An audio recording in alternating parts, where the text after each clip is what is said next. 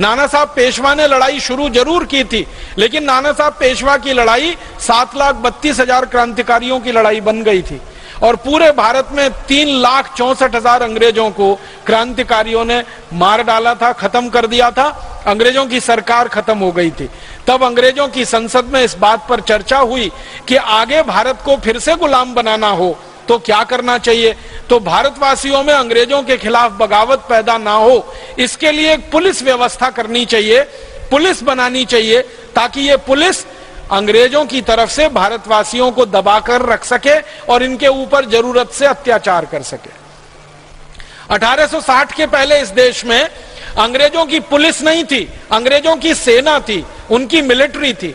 1860 के बाद उन्होंने सेना के साथ पुलिस की भी स्थापना कर ली और इसके लिए पुलिस एक्ट बना और इसमें अंग्रेजों ने कानून बना दिया कि जो भी पुलिस अधिकारी होगा वो भारतवासियों पर कितना भी अत्याचार कर सकेगा, लाठियों से मारेगा, लाठियों से पीटेगा और अगर कोई भारतवासी उसमें मर भी जाए तो अंग्रेज अधिकारी को कोई दोष नहीं लगेगा, उसको कोई दंड नहीं होगा। ऐसी व्यवस्था की थी। इसको अंग्रेजी भाषा में कहा जाता है right to offense. Right to offense माने अंग्रेज अधिकारी किसी भी भारतवासी को मारे पीटे और उसका सिर भी फोड़ दे और उसमें हत्या भी कर दे उसकी, तो अंग्रेज अधिकारी को दोष ना लगे। ऐसा नियम राइट टू ऑफेंस। और भारतवासियों को कोई भी मारपीट अगर हो रही है तो उससे अपना बचाव करने का मौका ना मिले, ये राइट टू ऑफेंस। अगर अंग्रेज अधिकारी लाठियों से पीट रहा है, आपने उसकी लाठी पकड़ने की कोशिश की तो आपके खिलाफ मुकदमा बनेगा, अंग्रेज के खिलाफ नहीं बनेगा। ऐसी व्यवस्था उन्होंने की इंडियन पुलिस एक्ट में। इस कानून को 1860 में लागू किया गया और इसी कानून की ताकत से भारत के क्रांतिकारियों पर भयंकर अत्याचार किए गए। एक उदाहरण तो मैं जरूर दूंगा आपको। हमारे देश के एक महान क्रांतिकारी थे लाला लाजपत राय। उत्तर भारत के सबसे बड़े क्रांतिकारियों में उनकी गिनती हुआ करती थी। उस समय लाहौर भारत का अंग था, पाकिस्तान का बंटवारा हुआ नहीं था, तो लाहौर में लाला लाजपत राय अपने क्रांतिवीरता का काम किया करते थे। अंग्रेजों ने एक कानून बनाने के लिए कमीशन नियुक्त किया था, उसका नाम था साइमन कमीशन। वो भारत आया था और भेजा गया था उसको कि कुछ और कठोर कानून भारत में बनाकर लागू किए जाएं। तो साइमन कमीशन का विरोध करने के लिए लाला जी ने एक जुलूस निकाला था, निहत्थे लोगों का जुलूस था, शांति प्रिय जुलूस था। उस जुलूस पर अंग्रेजों की पुलिस की तरफ से लाठियां बरसाई गईं और अंग्रेजों की पुलिस ने जुलूस पर जब लाठियां बरसाई तो एक अंग्रेज अधिकारी हुआ करता था, उसका नाम था सैंडर्स। सैंडर्स ने जानबूझकर लाला लाजपत राय के सिर में लाठियां मारी। एक लाठी मारी, दो मारी, तीन मारी, 4, 5, 6, 10, 11, 12, 14 लाठियां मारी। परिणाम क्या हुआ? लाला जी के सिर से खून ही खून निकलने लगा। तुरंत उनको हॉस्पिटल ले गए, लेकिन हॉस्पिटल में उनकी मृत्यु हो गई। लाला जी के सिर पर लाठियां मारकर जिस अंग्रेज ने उनकी हत्या की उसका नाम था सैंडर्स। उस अंग्रेज अधिकारी को सजा मिलनी चाहिए, इसके लिए भारत के एक दूसरे क्रांतिकारी शहीद आजम भगत सिंह ने पुलिस में दरखास्त की, अपील की। उनकी दरखास्त पर पुलिस ने एक्शन लिया। बाद में अदालत में यह मामला गया और अदालत ने यह कहकर सैंडर्स को बाइज्जत बरी कर दिया कि लाला जी के ऊपर जो लाठीचार्ज हुआ है वो कानून के हिसाब से हुआ है, उसमें सैंडर्स की कोई गलती नहीं है। शहीद आजम भगत सिंह ने बहस की इस विषय में, तो उनका तर्क ये था कि लाठी मारने का नियम है कि कमर के नीचे के हिस्से में लाठी मारी जाती है, सिर पे लाठी नहीं मार सकते आप। लेकिन लाला जी के सिर पे लाठी मारी गई। शहीद आजम भगत सिंह के इस तर्क को अंग्रेजों ने माना नहीं और अंत में फैसला यह हुआ कि इंडियन पुलिस एक्ट कानून के हिसाब से सैंडर्स को यह अधिकार था कि वो लाला जी को लाठियों से पीटे। अब लाला जी की इसमें मृत्यु हो गई तो हम कुछ नहीं कर सकते, सिर्फ अफसोस व्यक्त कर सकते। तो सैंडर्स बाइज्जत बरी हो गया। तो भगत सिंह को गुस्सा आया और भगत सिंह ने यह संकल्प लिया कि लाला जी की हत्यारे सैंडर्स को अंग्रेजों की प्रशासन ने, अंग्रेजी न्याय व्यवस्था ने दंड नहीं दिया है। मैं संकल्प करता हूं कि सैंडर्स को मैं दंड दूंगा और इसको वहां पहुंचाऊंगा जहां इसने लाला जी को पहुंचाया। और आप जानते हैं अपने इसी संकल्प को पूरा करने के लिए शहीद आजम भगत सिंह ने सैंडर्स को गोली से मारा था और अंत में सैंडर्स को गोली से मारकर भगत सिंह गिरफ्तार हुए थे और भगत सिंह को फांसी की सजा हुई थी। जब भगत सिंह को फांसी की सजा हुई उसके काफी दिन पहले वो लाहौर की जेल में बंद हुए थे और उनसे बहुत लोग मिलने जाते थे। अमृतसर के एक पत्रकार महोदय उनसे कभी मिलने गए, भगत सिंह को पूछा कि आपके दिल की इच्छा क्या है।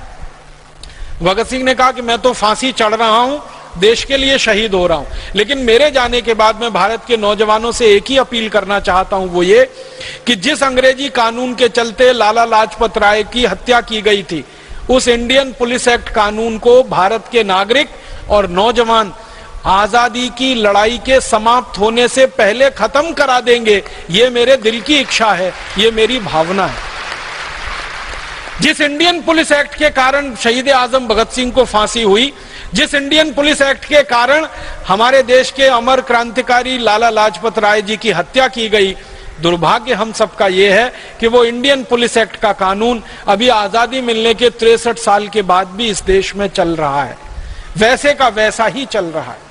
जिस तरह से अंग्रेज पुलिस भारतवासियों पर लाठियों से वार करती थी, उसी तरह से आज की पुलिस भारतवासियों पर लाठियों से वार करती है।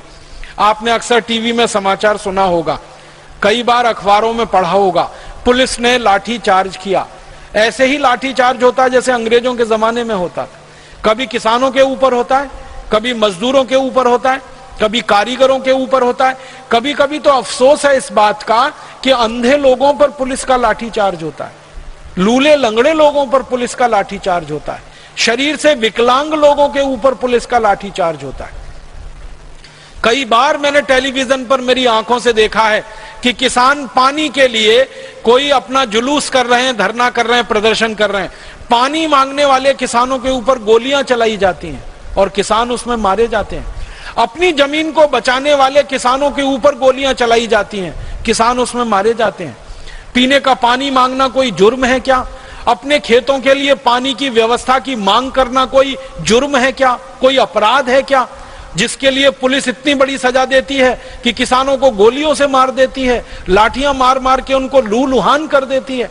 अभी थोड़े दिन पहले हमने देखा दिल्ली में गन्ने का भाव किसानों को उचित मिलना चाहिए, क्योंकि चीनी का भाव बहुत बढ़ गया है, तो गन्ने का भाव बढ़ना चाहिए। चीनी अभी 40 रुपए किलो बिक रही है, 13 रुपए किलो की चीनी 40 रुपए किलो हो गई। तो किसानों ने कहा कि हमारा 125 रुपए क्विंटल का गन्ना 280 रुपए क्विंटल खरीदा जाना चाहिए। इसके लिए दिल्ली में एक धरना हुआ, प्रदर्शन हुआ, पुलिस ने लाठियां मार मार के किसानों की कमर तोड़ दी, उनके हाथ पैर तोड़ दी। पता नहीं कितने किसानों को हड्डियां टूटी हैं, कितनों को प्लास्टर चढ़े। ऐसा हमेशा होता रहता है। कारण क्या है? पुलिस के पास वही हथियार है जो अंग्रेजों की पुलिस के पास था, और उस हथियार का नाम है इंडियन पुलिस एक्ट। उसी के आधार पर पुलिस आज भी अत्याचार करती है और निर्दोष नागरिकों को मारती है, पीटती है, उनको लहूलुहान करती है। बंगाल में एक छोटा सा गांव है नंदीग्राम। नंदीग्राम की कहानी आप सबको मालूम है।